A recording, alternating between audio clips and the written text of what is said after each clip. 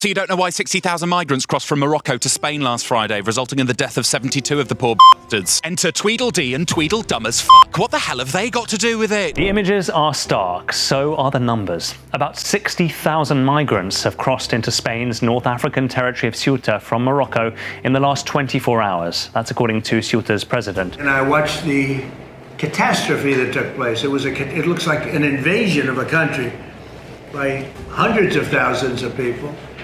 And that same thing's going to happen to us if the Republicans don't get elected, except worse. The reality, of course, is that the only reason they entered was not because Spain's migration policy is so lenient, but because somebody let them in. So something happened to allow a huge number of people in for whatever reason.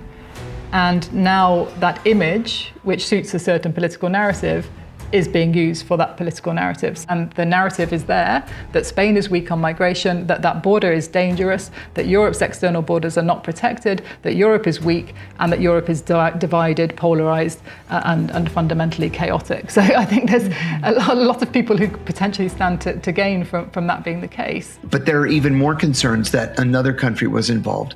As I said, and you can guess, the fingers are pointing at Israel. So far, I have not seen any direct evidence linking Israel to this migrant surge, but it definitely seems that Israeli conservatives are loving it.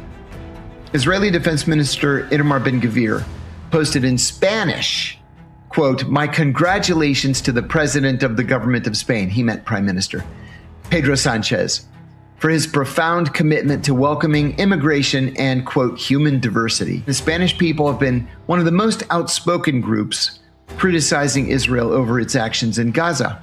As Spain criticizes Israel for being an occupying colonial power, Israel has been trolling Spain for its colonial settlements in Africa, like Ceuta. Well, these two hate Spanish PM Pedro Sanchez because he didn't allow the US to use joint US-Spanish air bases to bomb the tits off Iran, and he's explicitly called Israel's genocide in Gaza a genocide. Because of this, Spain hasn't allowed Israeli ships to dock in Spanish ports, but guess who has? Morocco! Morocco's diplomatic ties with the US have also been getting stronger, illustrated by the fact they've just built a bridge and named it after Donald Trump. Basically, we're witnessing the weaponization of migrants. By who? I'll let you decide.